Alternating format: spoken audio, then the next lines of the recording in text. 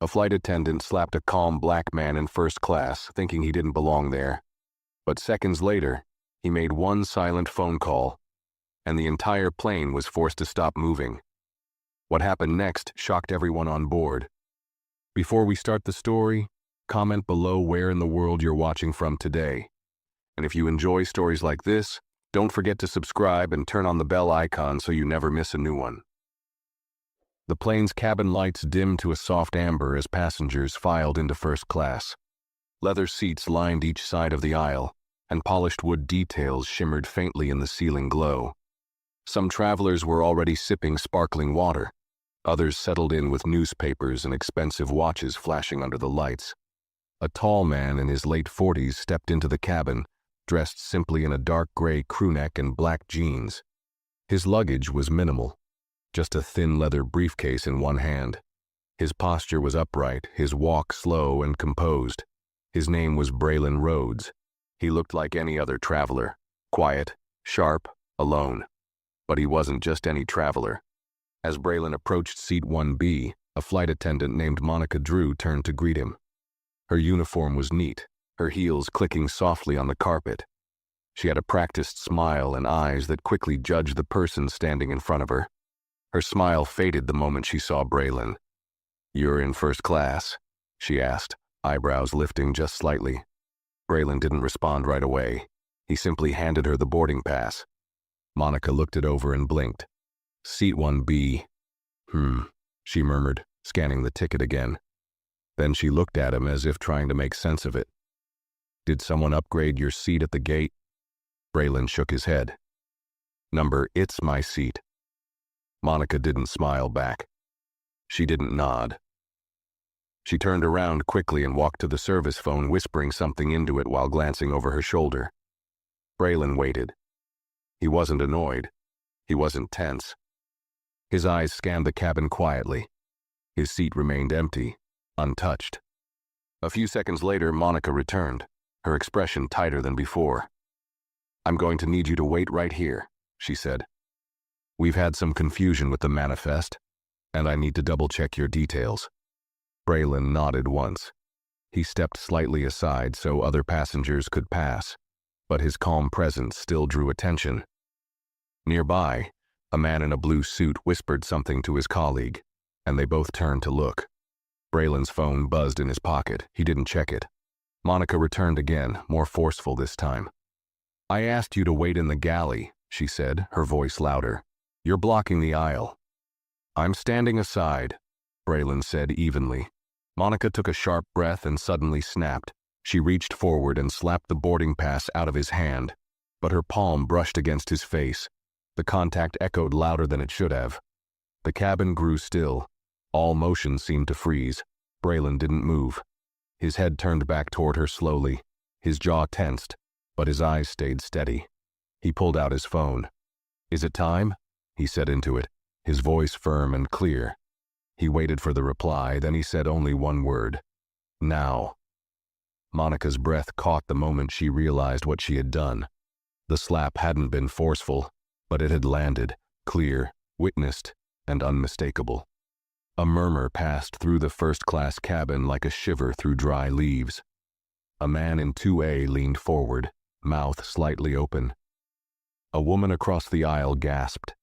The atmosphere, once quiet and polished, now felt like a storm was about to break. Braylon didn't flinch. He tucked his phone back into his pocket and calmly reached down to retrieve his boarding pass. His face gave nothing away, no anger, no threat, just control.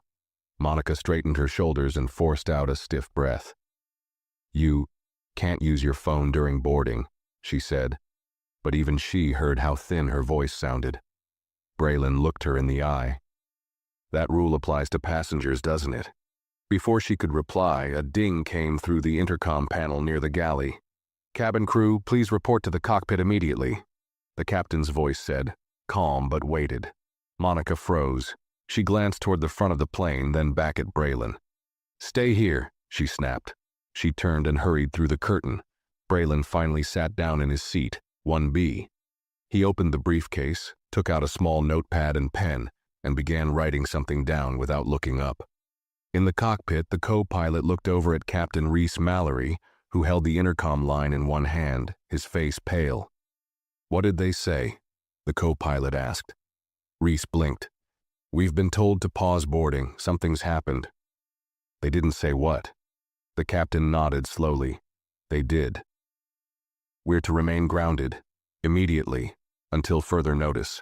Back in the first-class cabin, Kelsey, the younger flight attendant, walked through the aisle with slow, confused steps. She stopped beside Braylon. "Sir, would you like a drink?" Braylon looked up, voice calm. "I'll wait." At that moment, the gate agent ran in through the cabin door and spoke quietly to Monica near the curtain. Monica's eyes widened. She peeked toward seat 1B, where Braylon now sat calmly, legs crossed, scribbling notes in his lap. The gate agent whispered again. Monica's hand slowly covered her mouth. She didn't speak. She just stood there, eyes locked on Braylon, as the full weight of her mistake began to land. The curtain at the front of the cabin twitched as Monica slipped back through, her face stiff and eyes darting nervously. The confidence she wore earlier was gone, replaced by a shallow, tight-lipped expression she could barely hold together. She straightened her name tag with trembling fingers, but her hands betrayed her more than she realized. Braylon hadn't moved. His pen was still gliding across the page, calm and precise, as if he were recording every second in his own quiet way. "Mr. Rhodes," Monica said, approaching slowly. Her tone was softer now, cautious. "It seems there's been some misunderstanding." Braylon didn't look up. "Is that what we're calling it?" Monica hesitated. She felt the eyes of every passenger pressing into her back. She gave a stiff smile, the kind used by people who've already lost control but don't want to admit it. "I'd be happy to get you something while we sort things out."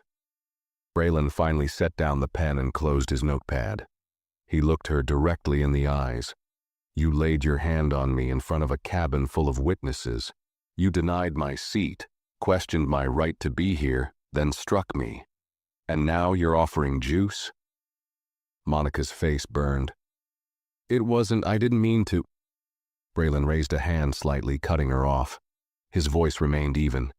"Please don't explain. Just return to your duties." The silence that followed made even the humming engine sound distant. Monica took one shaky step back, then turned away, retreating toward the galley again. In the middle row of first class, Patricia Renner leaned toward her husband Graham. "Did he say Rhodes?" she whispered. Graham's face had turned pale. He pulled out his phone, typed quickly, and stared at the screen. His jaw dropped. He turned to her and whispered under his breath, "He's not just a CEO. He's the owner." Patricia blinked. "Of what?" Graham swallowed hard. "This entire airline." Before she could respond, a new voice came on the cabin speaker. It wasn't the captain. "Ladies and gentlemen, this is the airline's operations center. Boarding has been suspended. Please remain seated. Crew members, stand by for further instructions." Kelsey, now visibly nervous, stopped serving drinks. The murmurs in first class grew louder. Monica stayed frozen behind the curtain, back pressed against the galley wall. Her mind spun in circles, but one thought wouldn't leave her. She had slapped the man who could shut down this flight, the airport, or the airline itself with a single phone call, and she'd already made it. Captain Reese Mallory stood just outside the cockpit now, his arms crossed as he listened intently to the earpiece in his left ear. His face had gone from confusion to disbelief, and now to full-blown anxiety. The information coming in from ground control wasn't vague anymore, it was direct. A senior executive from the board had called, not legal, not PR, the board, and the person who triggered that call, Braylon Rhodes, listed as founder, primary shareholder, and executive chairman in the internal registry, now flashing across the flight system monitor. Reese muttered under his breath and stepped back inside the cockpit. "We're grounded until further notice," he told the co-pilot. "We're not moving until this is addressed." "Is it true?" the co-pilot asked, adjusting his headset. "The guy in 1B?" Reese didn't answer. He just nodded. Back in the first-class cabin, Monica finally emerged again. Her steps were slower, her expression hollow. She had lost the sharp posture she once carried. She walked past Braylon without making eye contact, stopping instead at Kelsey's side. Kelsey looked up, worry written across her face. "What do we do?" Monica's voice was brittle. "We wait." Braylon sat still, back straight, his notepad now tucked neatly back into his briefcase. He didn't glance at Monica. He didn't need to. In the row behind him, Rowan Huxley leaned forward. "Excuse me," he said carefully. "I just wanted to say what happened to you back there." Braylon raised a hand slightly. "You don't need to say anything." Rowan nodded, then leaned back into his seat, awkwardly folding his hands in his lap. The other passengers watched in a strange, charged silence. Whispers passed like paper notes in a classroom. Everyone was suddenly aware that this wasn't a regular man in 1B. This wasn't a moment that would fade once the plane took off. No one knew what was coming next, but everyone knew it wouldn't be small. 10 minutes later, the cabin intercom crackled again. "This is Captain Mallory. We apologize for the delay. Please remain seated as we await clearance from the airline's executive team. Crew members, please stand by." The moment he hung up, a call came through directly to Braylon's phone. He answered without standing. "Yes." A pause. Then, "Good. Make sure it happens before we taxi."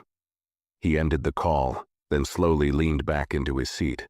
Across the aisle, Monica was now visibly shaking. Her hands fidgeted with a safety pamphlet. She had heard the captain's announcement. She had seen the looks from passengers. And she had heard the name confirmed. There would be no way to undo what had already been done. And still, she had no idea how far it would go. The tension inside the cabin was no longer silent. It had weight, movement. Passengers shifted nervously, heads turned toward the front, and the once relaxed buzz of pre-flight chatter had vanished. First class, usually a place of whispered luxury, had become a waiting room full of speculation. In seat 1B, Braylon Rhodes remained perfectly composed. His phone sat face down on the tray table, unused now. His fingers were clasped together in his lap and his eyes stared straight ahead. It wasn't anger that showed on his face. It was patience, sharpened by years of power. A man like him didn't explode. He waited and let others feel the pressure he didn't need to apply out loud. Monica stood near the galley, her mind spinning like a carousel she couldn't stop. She was trying to remember every word she had said to him, every gesture, every moment of condescension. And now the slap, accidental or not, burned in her memory like fire against skin. She had crossed a line, and the problem wasn't just the man. It was his position. She turned to Kelsey, whispering, "Why didn't he say who he was from the start?" Kelsey blinked. Why should he have to? Monica didn't reply. Her jaw tightened. The truth was settling in like cold air beneath her collar. A quiet chime sounded overhead. Then the cabin door opened. A man in a dark suit stepped inside. His badge, clipped to his chest, read, Operations Director, Flight Affairs. His name was Victor Layton, and he wasn't there to fly. He scanned the cabin once, then walked straight to Braylon. "Mr. Rhodes," he said with a respectful nod. "May I have a word?" Braylon glanced up. "Speak freely." Victor hesitated. "We've been informed of an incident. I want to assure you the airline is treating this matter as a top-level concern. You may remain seated or disembark privately at your request. Ground executives are already assembling and—" Braylon raised one hand slowly. "Let me be clear," he said, his voice low but crisp. "This is not about where I sit or how I exit the plane. This is about what was tolerated in your cabin." Victor nodded quickly. "Yes, sir. I want the names of every crew member working this flight forwarded to my office," Braylon continued. "And I want to know exactly how long this plane will remain grounded. Because if I'm forced to repeat that phone call, this aircraft doesn't move today. Or tomorrow." Victor swallowed. "Understood." The entire first-class section had fallen dead quiet. every passenger openly listening now, no longer pretending to mind their own business. Patricia Renner leaned into her husband's armrest and whispered, "We're witnessing a takedown." Graham didn't reply. His eyes were fixed on Braylon, stunned by the slow, almost elegant display of power. Victor turned to Monica and Kelsey. "You," he said to Monica, "come with me." Monica looked like her legs might give out beneath her. As she passed Braylon's seat, she paused, not to apologize, not to speak, but as if the act of walking past him required permission. He didn't look at her. She followed Victor off the plane. Braylon leaned back in his seat again, picked up his phone and began typing. Behind him, a little boy in 2C whispered to his mother, "Is he the boss?" His mother nodded slowly. "Yes, of all of this." And for the first time since boarding began, the cabin was truly quiet. Not from calm, but from knowing nothing was going to be the same when that plane landed. The minutes dragged by like hours. No one dared complain, though the delay had now passed 40 minutes. The captain had not made another announcement. The engines remained silent. Flight attendants moved with mechanical caution, careful not to make sudden gestures or speak too loudly. The balance of the cabin had shifted entirely, and it hadn't been done with shouting or threats. Braylon Rhodes had said very little, but the silence around him spoke volumes. In the galley, Monica Drew sat on a small metal bench, pale and motionless. Victor Layton stood nearby, arms crossed, waiting for a response to a question she hadn't yet answered. "Why didn't you check the manifest before confronting him?" he asked again. Monica stared straight ahead. "I didn't recognize him." "That's not the question." She blinked. Her voice came out barely above a whisper. "I didn't think someone like him would be seated in first class without being announced." Victor's jaw clenched. "Someone like him." Monica's eyes flicked toward him, and for a moment the words froze in her throat. "I meant, without any note on the file, no flag, no security escort." Victor's expression didn't change. "Mr. Rhodes doesn't require an escort. He owns more of this airline than the entire C-suite combined. He doesn't need permission to be in any seat on any plane in this fleet." Monica's breathing turned shallow. "I didn't know." "You didn't bother to know." Back in the cabin, Captain Reese Mallory stepped out again, this time with his hat off and hands visibly clenched behind his back. He made his way slowly down the aisle and stopped next to Braylon's seat. "Mr. Rhodes," he said softly, "I want to extend my personal apology. This should have never happened." Braylon turned to him. "Are we still grounded?" "Yes, sir," Reese replied. "The airline's general counsel is on a call with your office now. We've been instructed to await confirmation before any further movement. The tower is aware." "Good," Braylon said. He looked toward the window for a moment before adding, "Make sure that same message is understood by every crew member who dares to question the presence of a paying passenger again, especially one who didn't need to pay in the first place." Captain Reese nodded. "Understood, sir." Passengers were no longer pretending to look away. Some leaned forward, others whispered, but all eyes were anchored to the quiet man in 1B. Rowan Huxley reached again for his phone, but stopped. This didn't feel like something to film. It felt like something you were lucky just to witness. 2 rows back, an elderly woman named Joanne Pritchard turned to her husband and said.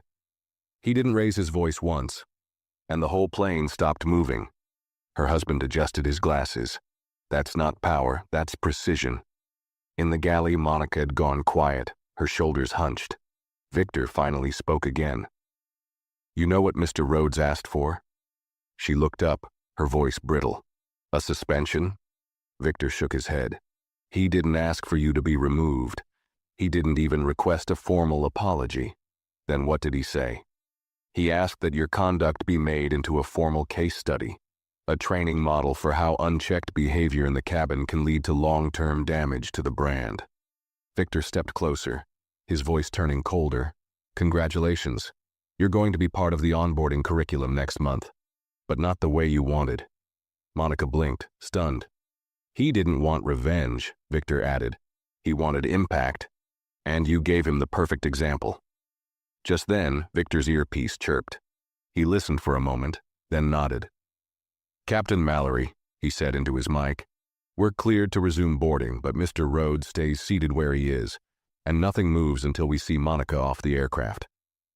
Outside the curtain, Braylon calmly placed his phone into his jacket pocket. He had written no threats, demanded no punishment, made no noise. And yet, the plane only moved when he allowed it to. Monica emerged from the galley with a face drained of all color. Her lips were pressed together so tightly they had gone pale. She didn't look at the passengers, didn't scan the aisle, didn't even glance in Braylon's direction. Her hands clutched the edges of her blazer, trying to keep it straight, but her entire posture had collapsed inward. At the front of the cabin, Victor Layton stood waiting by the open aircraft door, his presence heavy with finality. Behind him, 2 airline staff members in suits were quietly discussing protocol. As Monica approached, Victor didn't move. He let her walk the last few steps on her own. "You're being removed for the remainder of this flight," he said simply. "You'll be contacted by corporate within the next 24 hours. Monica opened her mouth as if to speak but found no words. Victor added, "I suggest you start with an apology when they do." She gave a small, jerky nod. Without another word, she stepped past him and off the plane. The cabin door shut behind her with a loud clunk, more final than anyone expected. First-class passengers sat still as if the room itself had exhaled. In 1B, Braylon didn't move. He didn't smile. His hands rested calmly on the armrest, and his gaze remained fixed forward. Captain Reese, having returned to the cockpit moments before, now made an announcement. His voice was steadier than before, but still carefully measured. "Ladies and gentlemen, thank you for your patience. We are now cleared for departure. Please fasten your seatbelts and prepare for takeoff." The aircraft began to hum with low energy again as the engines spun up. Overhead, bins were double-checked, and the doors sealed. But even as everything returned to motion, a strange stillness lingered in the air. Rowan Huxley shifted in his seat. He leaned slightly forward and tapped the shoulder of Braylon Rhodes. "Mr. Rhodes," he said respectfully, "if I may, I work in corporate communications. I've never seen a situation handled with that much restraint and precision." Braylon turned to him with a slight nod, nothing more. Rowan continued almost cautiously. "What you did, without making a scene, without shouting, it shook this entire plane." Braylon looked him in the eye. "You don't need to yell when the truth is loud enough." Rowan leaned back slowly, that sentence hanging in the air between them like a line from scripture. Meanwhile, in economy class, a quiet buzz had spread. Though many hadn't seen the incident directly, word had traveled. The man in first class, the slap, the call, the shutdown.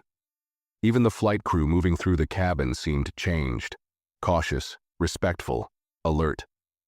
One attendant, Rebecca, whispered to another, "He's the one they warned us about in training." "Who?" "Braylon Rhodes. He's not on the board. He built the board."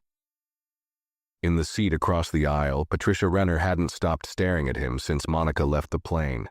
Her judgment had turned into fascination. She whispered to her husband. "We all looked at him and assumed something. Now, I can't even look him in the eyes." Graham shook his head. He walked in like anyone else, and she treated him like less than that. She tried to shrink him, but you can't shrink a man who already owns the room. As the plane began to taxi onto the runway, Braylon leaned slightly back, closed his eyes, and exhaled once, quietly. His phone buzzed. He opened it just long enough to read a message. Internal memo. Monica Drew placed on immediate suspension pending investigation. Meeting with training and compliance scheduled. Full report requested by EOD, Office of General Counsel. He locked the phone again, placed it in his jacket, and folded his arms. Braylon Rhodes hadn't needed to raise his voice, remind anyone who he was, or issue a threat. He had simply pressed a button on his phone, and the whole plane had listened. The plane began its slow ascent into the night sky, city lights shrinking beneath the clouds. Inside the cabin, trays clicked, seatbelts were checked, and the cabin crew resumed their duties. though something fundamental had shifted. The usual easygoing smiles from the staff were gone, replaced with a quiet, careful efficiency. Kelsey Bird, now the acting lead flight attendant in first class, moved cautiously through the aisle. Her voice was softer, her posture straighter. Every time she approached Braylon's seat, her movements slowed. She didn't avoid him, but she treated him with a precision that went beyond professionalism. It was a kind of reverence. "Mr. Rhodes," she said gently, "would you like anything to drink now that we're in the air?" Braylon glanced up from his seat. "Just water. No ice." "Yes, sir." She walked away briskly, returning moments later with a glass. She placed it on the tray without a word, then stood for a moment hesitating. "May I ask something?" she said, her voice low. Braylon looked at her. "You may." "Why didn't you stop it sooner? You had the power. You could have ended it the moment she questioned you at the door." Braylon took a slow sip of water before answering, "Because silence is where people reveal themselves. You can learn everything about someone by what they choose to do when they think you're no one." Kelsey's eyes softened, and a quiet weight settled behind them. "Thank you," she whispered, then turned and walked away. A few seats behind, Rowan Huxley had his laptop open. He wasn't working. He was typing, notes, thoughts, reactions. He wasn't sure what he'd do with them, but his instinct told him this moment meant something. Something bigger than a slap, a delay, or a grounded plane. In economy, the energy had fully shifted. Word had reached every row. Someone powerful was on board, and something serious had happened. Flight crew members moved faster, more attentively. Passengers stayed quieter, watching with curious restraint, like they were in the presence of something historical they didn't want to disturb. Over in 17D, Greg Tarlow, a regional manager for a logistics company, turned to the man beside him. "Did you see him when we boarded?" he asked. His seatmate shook his head. "Barely noticed him." Greg nodded slowly. "That's the thing, right? Guys like him. They don't come in flashing anything. They come in quiet. And the moment you disrespect them, you find out how loud their silence can get." Back in first class, Patricia Renner couldn't stop shifting in her seat. Guilt had taken root. She remembered the things she had whispered earlier, her tone soaked in entitlement. The way she had looked down her nose at Braylon just because he wasn't wearing a designer suit. She leaned over and quietly said to her husband, "I feel like I owe him an apology." Graham didn't respond. He just nodded, as if saying it wouldn't be enough anyway. Across the aisle, Braylon took out his notepad again. He didn't look around. He didn't seek eye contact or demand acknowledgement. He simply wrote, line by line, thoughts only he understood. Some lines were short, others were boxed in. At the top of the page, one phrase was underlined twice. "Power doesn't panic." As the cabin settled into its mid-flight rhythm, a low chime rang. The seatbelt signs dimmed. The cart rolled out with quiet clinks of bottles and trays. But even as things returned to normal, it wasn't the same normal that had boarded the plane. Braylon's presence had become a silent echo that filled every corner of that aircraft. No orders shouted, no voices raised, but one thing had been made clear to every soul on that flight. They had underestimated the wrong man. And now everyone would remember this flight not by where it was going, but by who never said a word louder than necessary, and still stopped the world around him. 2 hours into the flight, the cabin lights dimmed to a soft blue hue. The sky outside was pitch black, the moon faintly glowing beyond the window glass. Most passengers had settled in, some reading, others sleeping. But the air still carried a quiet tension that hadn't lifted since takeoff. Braylon Rhodes sat upright in his seat, not sleeping, not distracted. His notepad was tucked away, and now his phone glowed in his hand. He wasn't scrolling. He was reviewing a message, one sent from his executive office team just 20 minutes earlier. Monica Drew, officially removed from all active flight duties pending final disciplinary review. Training Compliance Department requests a brief statement if you're willing to approve one for internal circulation. He read it once, then again. then turned the phone over and set it down on the tray without replying. The truth was, he wasn't interested in headlines. He didn't need viral press or media sympathy. This wasn't about punishment. It was about changing the air people breathe when they walk onto a plane. Not just for himself. For everyone who had ever been treated like background noise. From 2 rows back, Joanne Pritchard, the elderly woman in 3A, slowly unbuckled her seatbelt and made her way to the front of the cabin. She walked with a small cane and the cautious steps of someone who had seen many years, but her eyes were steady. She stopped just beside Braylon's seat and gently touched the headrest. "I hope I'm not disturbing you," she said softly. Braylon looked up, his posture still straight. "Not at all," Joanne nodded. "I just wanted to say thank you for how you handled it, for not raising your voice." Braylon tilted his head slightly. "You saw it? I saw enough. But more importantly, I saw how everyone else behaved once they realized who you were. That's what stuck with me." Braylon nodded once. "That's usually the part that matters most." She smiled kindly. "I hope they remember it when they fly next time. I know I will." As she turned to leave, he said, "Mrs. Pritchard," she replied. "Thank you, Mrs. Pritchard." She patted his arm once, then returned to her seat. Across the aisle, Patricia Renner had been watching.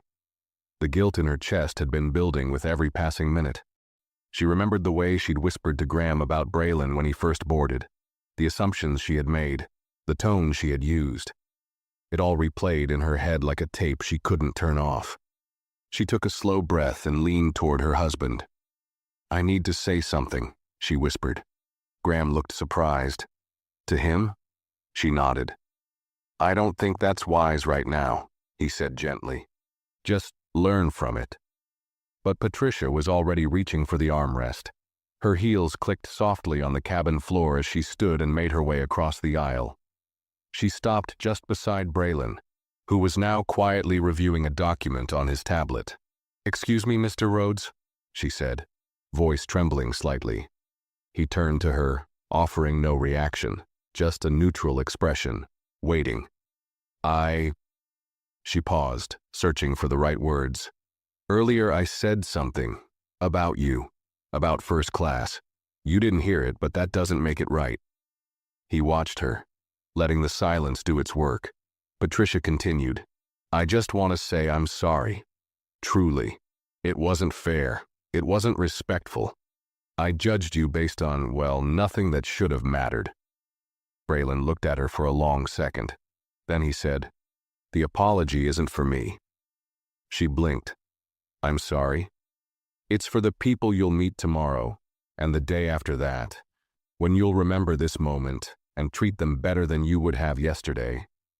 Patricia stood frozen for a breath. Then she nodded slowly. "Understood." She returned to her seat without another word. From his seat in 2A, Rowan Huxley quietly tapped another note into his laptop.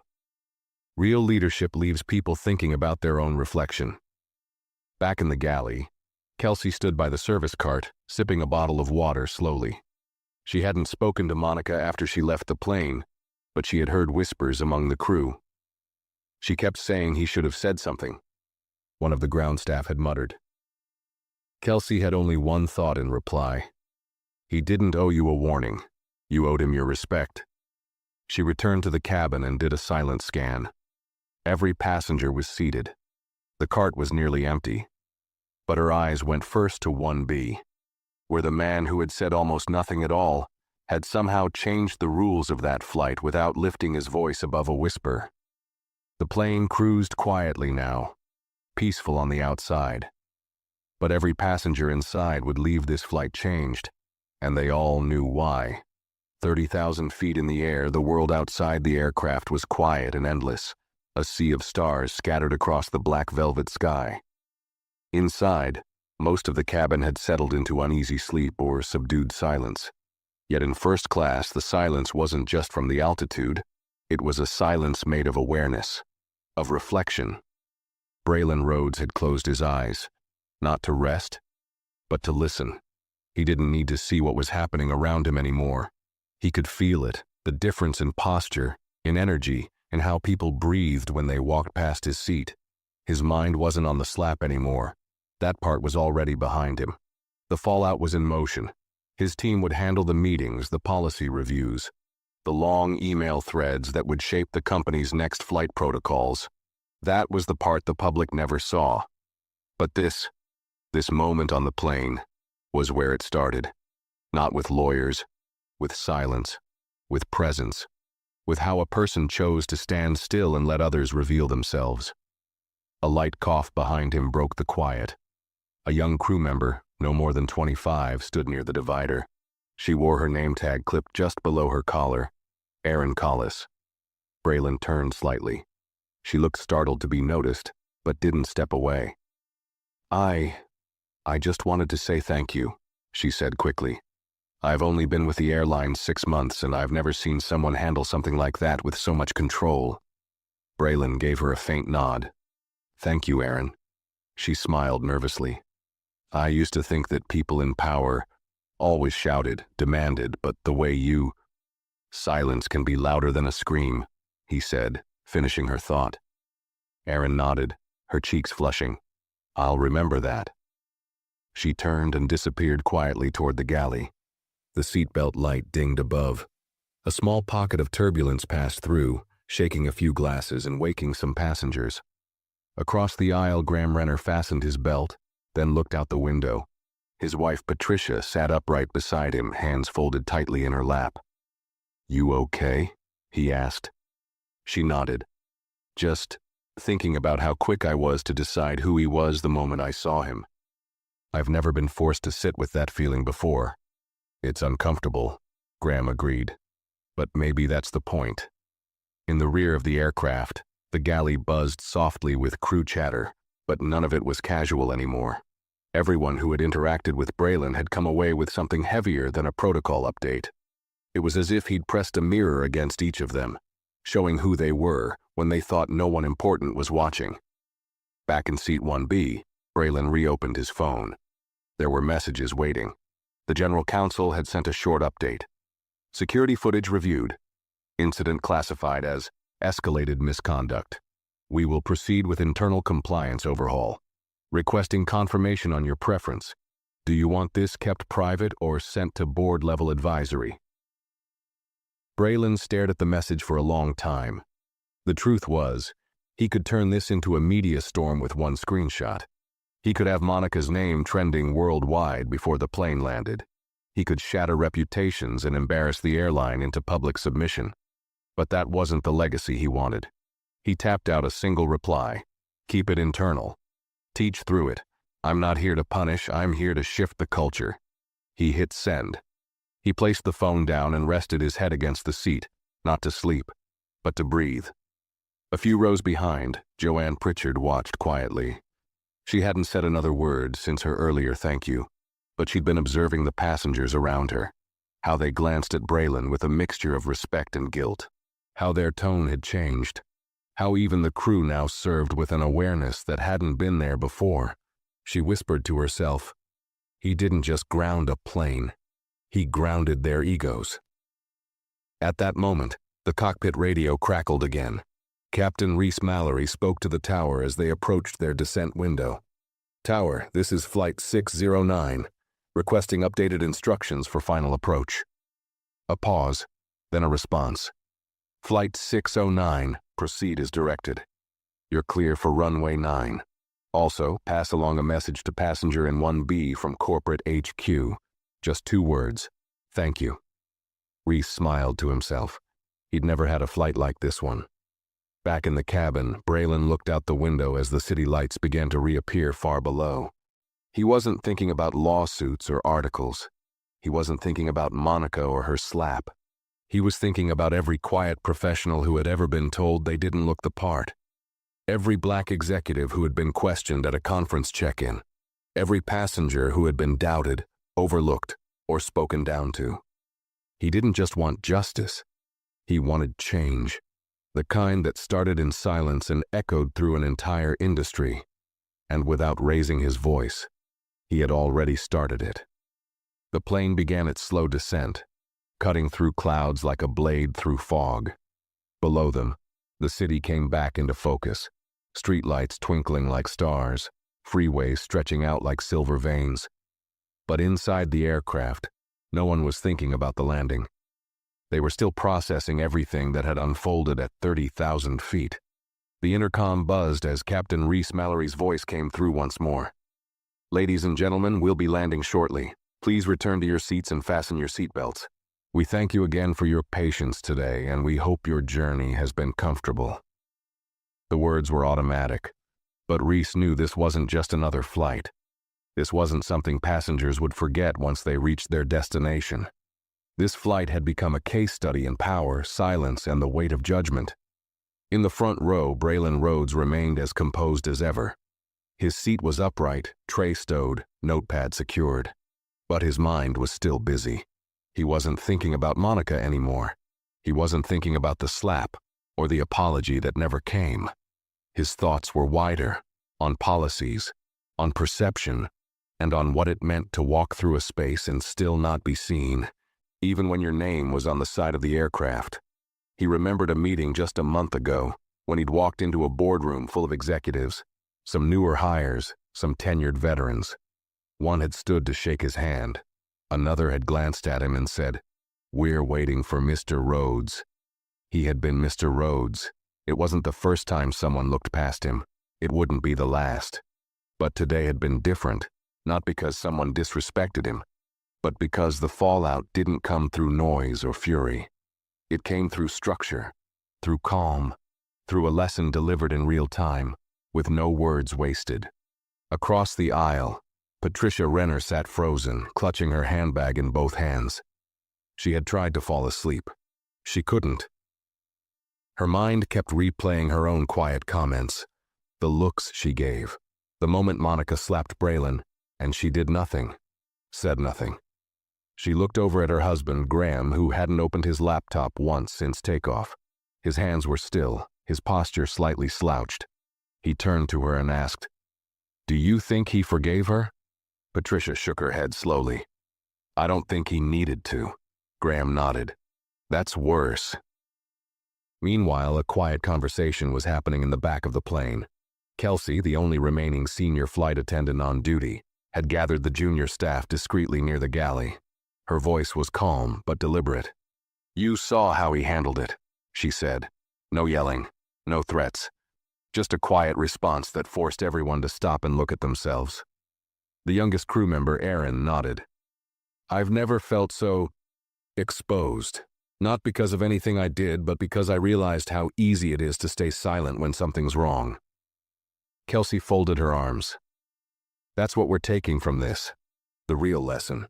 Not that we had a CEO on board, but that we had a human being who had to prove he belonged in a seat he already owned." "Are we allowed to talk about this later?" one asked. "Like in training?" "We won't just talk about it," Kelsey said. "We'll teach it." At the front of the cabin, the wheels touched down with a soft thump, and the brakes whispered their familiar growl. The plane slowed, gently rolling toward the gate. Passengers began to shift again, some stretching, some adjusting their bags. But the usual chaos of landing was missing. Everyone moved a little slower, eyes still drifting toward seat 1B, where Braylon sat quietly, unaffected by the attention. He retrieved his briefcase, stood smoothly, and waited while the seatbelt sign clicked off overhead. But before the front doors opened, Captain Reese Mallory stepped out of the cockpit and walked straight up to Braylon. "Sir," he said, voice low but firm.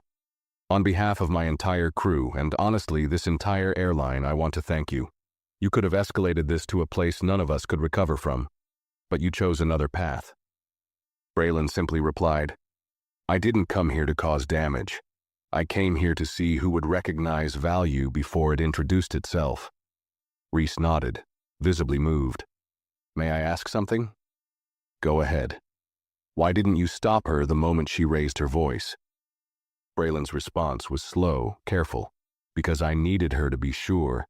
People only show you who they really are when they believe no one's watching, or when they believe they can get away with it. And now?" She'll never make that mistake again. Reese stepped back. Safe travels, Mr. Rhodes. Braylon nodded once. The door opened. The jet bridge connected, but no one moved yet. Not until Braylon stepped into the aisle. He didn't speak to anyone else. He didn't glare, he didn't correct. He walked out the same way he came in, calm, focused, unshaken. But this time, the entire cabin turned to watch. Because now, they knew who he was. And more importantly, they knew how blind they'd been. The jet bridge was quiet, almost eerily so, as Braylon Rhodes walked down its narrow length with slow, measured steps. The usual sounds of bustling ground crew and rolling luggage were muted, as though the world itself had paused to process what had just taken place. A uniformed attendant waited at the end, standing near the exit door with a tablet in hand, his eyes wide when they met Braylon's. "Mr. Rhodes," the young man said, straightening up.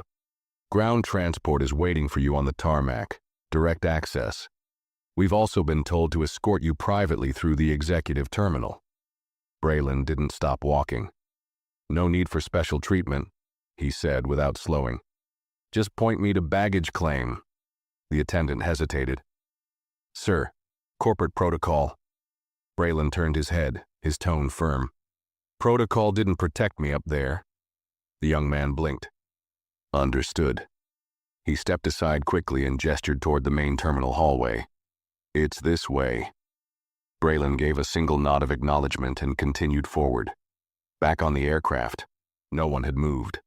Passengers remained seated, something unspoken, holding them still. The usual rush to stand, the impatient shuffling for bags. All of it was gone. The weight of reflection was heavier than the flight itself. In seat 2C, Rowan Huxley powered down his laptop after typing a final sentence into his notes. Power isn't just what a man can do, it's what others realize he could have done, and didn't. He closed the lid and sat back, staring at the empty aisle where Braylon had just walked. The quiet felt earned now, deserved. Joanne Pritchard, now gently adjusting her shawl in 3A, looked out the window with glassy eyes. Her voice cracked as she whispered to her husband. "He reminded me of my father." Her husband leaned in. "Why?" "He never needed to raise his voice either," she said. But when he entered a room, everyone stood straighter. In the crew galley, Kelsey and Aaron were completing post-flight checks, but their routine had changed. Each checklist item now felt heavier, more significant. Kelsey looked out at the terminal briefly before turning to her colleague. "Do you realize what happened tonight?" she asked quietly. Aaron nodded. "We didn't just delay a plane." "No," Kelsey said, wiping a service tray. "We witnessed a man pull the brakes on a culture without touching a single lever." Meanwhile, Monica Drew sat in a holding room just past the crew exit ramp. Her uniform was still neat, her shoes perfectly polished, but her hands trembled in her lap. No one had spoken to her since she left the plane. The security officer had merely shown her to the seat and told her, "Someone from corporate will be here shortly." The door creaked open. In walked Victor Layton, the director of flight affairs. He didn't sit. He simply stood in front of her, arms folded. "Do you understand what happened tonight?" he asked evenly. Monica swallowed. "Yes. I'm not asking if you understand your mistake. I'm asking if you understand why your mistake mattered." She looked up slowly, her face pale. "I assumed who he was," she said. "I assumed wrong." Victor nodded once. "And if he hadn't been Braylon Rhodes?" Monica hesitated. "If he were just any black man in first class," he continued. "If he didn't have that name or that title, would your tone have changed? Would your hand have stayed down?" Tears formed in Monica's eyes. "I don't know," she said softly. "Maybe not." Victor exhaled sharply. "That's the problem." He walked to the door, opened it, then paused. "You weren't fired tonight," he said without turning around. "But you were given a rare gift, the chance to face yourself. Most people never get that." He stepped out. The door closed behind him with a dull thud. At the terminal exit, Braylon stepped through the glass doors into the arrivals area. People bustled around him, unaware. No one took pictures. No one crowded him. To them, he was just another man heading toward the curb. But Braylon carried with him more than a briefcase.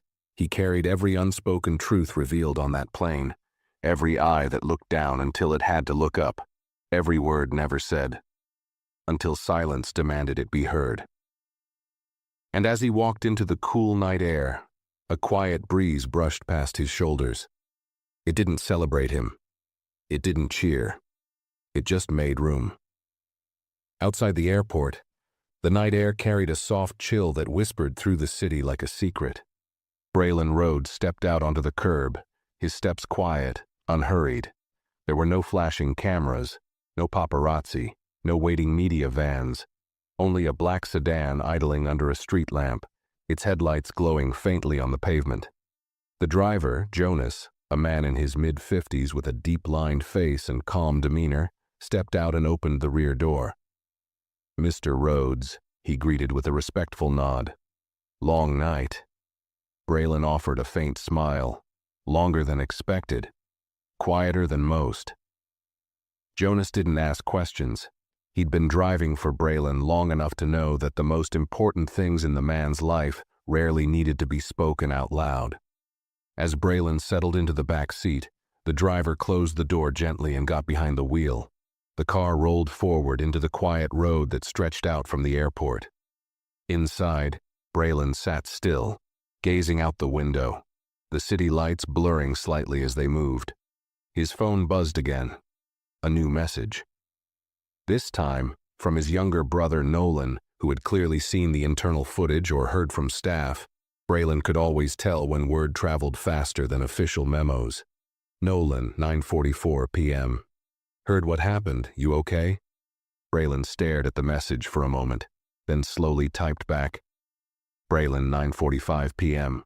"I'm fine. Something more important than me got corrected tonight." He hit send. He leaned back in his seat. Not with relief, with gravity. It wasn't about a slap. Not anymore. That moment was just the spark. What followed was a chain reaction, one that had left no one on that plane untouched. Even the ones who hadn't seen it unfold had felt the shift in tone, in posture, in air. Somewhere, that flight would be discussed in quiet boardrooms. Some trainer would update a presentation slide. Some HR director would rewrite a line in their customer relations manual. Most of it would be buried in bureaucratic language. But Braylon knew the truth. Real change doesn't begin with memos. It begins with discomfort. He pulled out his notepad again, flipped past pages of business ideas, project outlines, and board meeting agendas, and stopped at a fresh page. At the top, he wrote 3 words. Inhale the truth. He sat with that sentence. Let it settle. Because that was what had really happened on that flight. Everyone had been forced to breathe in a truth they weren't prepared for. That assumption is a kind of blindness, and that power doesn't always walk into a room announcing itself. Sometimes it walks in wearing jeans and a quiet stare, and people only realize too late they were talking down to someone looking up at the company they built. Jonas glanced into the rearview mirror. Where to, sir? Home or office? Braylon considered the question. It was late, and he had every reason to go home. But tonight wasn't one to let fade into sleep. Office, he said. I want to leave something on the desk before morning. Understood. The car turned toward the financial district. Outside, skyscrapers blinked with tired windows, some still lit with overworked ambition. In the back seat, Braylon wrote more words. Leadership isn't proven in conferences. It's proven in silence. Never let a title protect you from accountability. Train your staff to see people, not positions. Each sentence was a seed. Each one would grow into policy, culture, conversations. Starting tomorrow. Meanwhile, back at the airport, Kelsey Bird stood outside the staff terminal exit, arms folded across her jacket. She had opted not to leave right away. She just stood under a streetlight, letting the cool air cut through the heat of everything she had witnessed. Aaron came out beside her with a paper cup of hot chocolate in hand. He really left without saying much, Aaron said. Kelsey nodded. That's how he teaches. I feel like I was in a history book tonight. Kelsey smirked. We all were. Inside the terminal, Monica Drew was escorted by another HR officer to a waiting room. She carried no bag. Her face was blank, her posture slumped. The weight of the night sat on her shoulders like wet cement. She didn't know what tomorrow would bring. Not fully, but she knew this. The man she thought was forgettable had become unforgettable. And her silence now was louder than any of the commands she had barked hours earlier. Back in the car, Braylon Rhodes looked down at his final note. Let them remember how it felt. He closed the notebook, and for the first time that night, he allowed himself a quiet smile, not of victory, but of confirmation, because he knew. He didn't need to destroy anything. He just needed them to remember what they almost did to the wrong man. The sedan pulled up outside a sleek, glass-walled building tucked between high-rise offices in the financial district. There were no signs outside, no logos, no grand entryway, just clean lines, a biometric entrance, and silence. Only those who knew what this place was would recognize it as the private operations hub of Rhodes Aviation Group, the nerve center of the very airline Braylon Rhodes had founded from the ground up. As the car came to a stop, the security system clicked and a small blue light blinked, recognizing the vehicle ID. Jonas stepped out and opened the back door for Braylon. Want me to wait? He asked. Braylon shook his head. Number go home.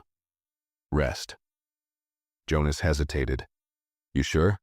Braylon offered a rare smile. I'll only be a while.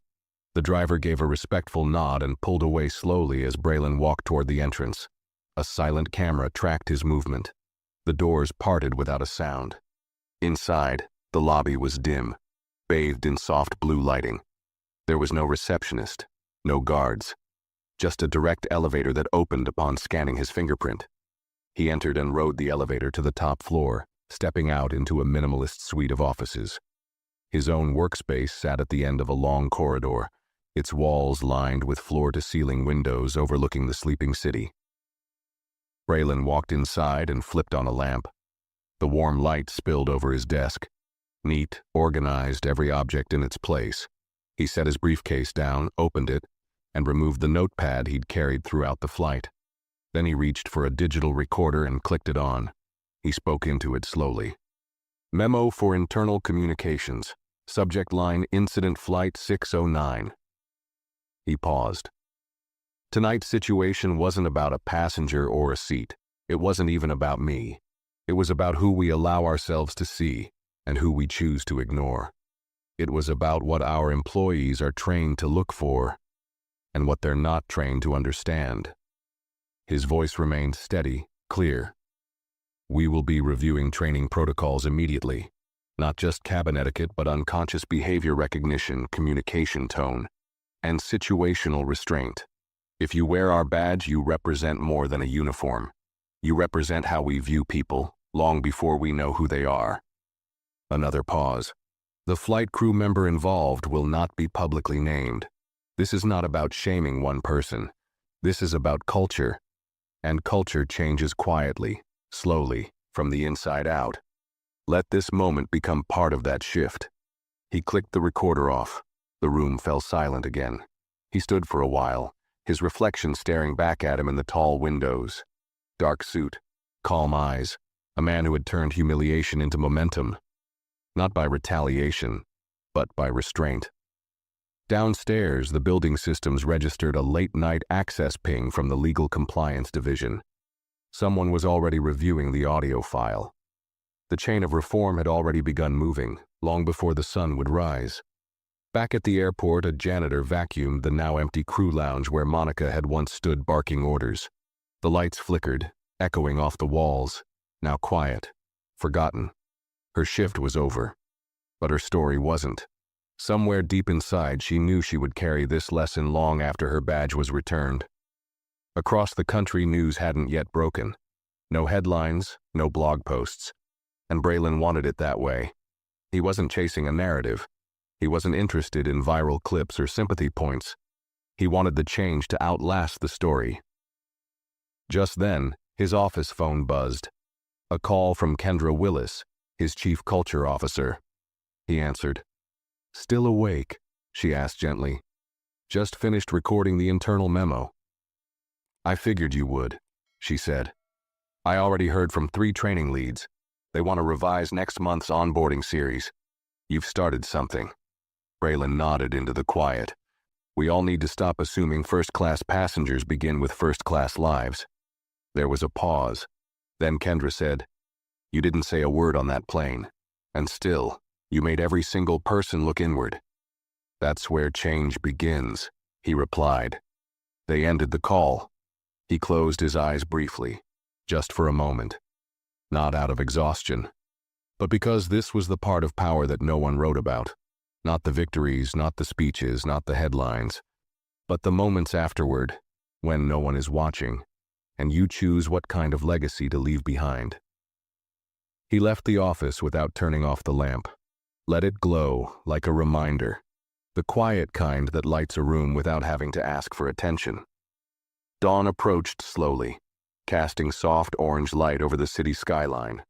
The roads below began to buzz with early commuters and flickering traffic signals. Somewhere in a newsroom, headlines were being drafted about market trends and airport delays. But no one knew yet that one of the most significant internal shifts in a major airline's history had already begun the night before. Inside the Rhodes Aviation Group headquarters, the lamp in Braylon Rhodes's office still glowed faintly, casting a golden halo across the leather chair where he had sat hours earlier. The digital recorder on the desk had finished syncing its contents to the executive team's secure channel. Every word he had spoken would soon find its way into training modules, corporate seminars, and silent changes in how staff spoke to passengers.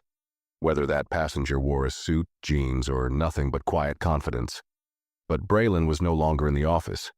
He now stood in the center of a modest one-bedroom apartment overlooking the city, a place he kept not for status but for stillness. No one outside his closest circle even knew he stayed there. The space was simple: one bookshelf, one sofa, and a balcony that let the wind pass through unfiltered. He held a cup of black coffee in his hands, untouched.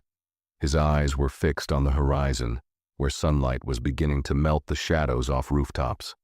The events of Flight 609 had not shaken him. They had clarified something. For years he had told his executive team, "Don't just build an airline, build a mindset." And yet, last night reminded him that even inside the walls he helped construct, old habits still breathed. People still carried assumptions like luggage, checking them into every conversation, every glance, every decision. Even those who wore his logo on their chest had forgotten that not all power arrives loud. Sometimes it arrives unannounced, to test what kind of truth lives in a room when no one believes they're being tested. He set the coffee down, stepped out onto the balcony, and breathed in the crisp morning air. From this height, the city looked orderly, neat rows, clean lines. But he knew better. He knew beneath those blinking lights were boardrooms filled with masks. And below those masks, people desperate to hold status, while blindly dismissing those who had already surpassed it. Last night hadn't been about making someone pay. It had been about forcing everyone, crew, passengers, executives, to see the cost of small assumptions. He thought of Monica Drew, and how sure she'd been of her role, her judgment, her authority, and how none of that saved her from the silence that followed the slap. How her mistake hadn't required revenge, it had required revelation. And revelation had come swiftly. He had let her finish her words. He had let her slap the space between them, and then he had pressed a button, not to retaliate, but to reveal. Braylon picked up his phone again. Notifications had flooded in, meeting requests, internal responses, a short message from his legal chief. Recommend press containment. Media hasn't caught wind yet. He replied, "Let them talk if they do. We're not hiding this. We're correcting it." He opened one last message. This one from Kelsey Bird, sent just before her shift ended. Kelsey, 3:02 a.m. "Thank you, Mr. Rhodes. You taught more people in 3 hours than our entire training system does in 6 months. Braylon typed back slowly. Braylon, 6:11 a.m. Then make sure it lasts longer than 6 months. He set the phone down and closed his eyes. In his mind, he could still hear the chime of the cabin lights, the rustle of passengers turning to stare, the low, stunned hush that followed when Monica struck his cheek, not hard enough to bruise, but sharp enough to wake the conscience of a plane full of strangers. Somewhere, passengers from Flight 609 were telling their friends what they'd seen. Some would admit they judged him too. Others would retell the story without saying a word about what it made them feel. And still, others, like Rowan Huxley, would write about it, not to expose, but to remember. Because Flight 609 hadn't just been a trip from one city to another. It had been a test, and everyone on board had been part of it. Braylon finally lifted the coffee to his lips, took one sip, then another. A new day had begun. Not just in hours and minutes, but in mentality. And the man who had been told to step aside just the night before had quietly stepped forward without raising his voice and reminded the entire world who truly commands the cabin. Not with a badge, not with a title, but with presence, with principle, with power. That didn't need to be announced, only recognized. Too late. If this story made you think, give it a like, share your thoughts in the comments, and don't forget to subscribe to this channel for more powerful stories.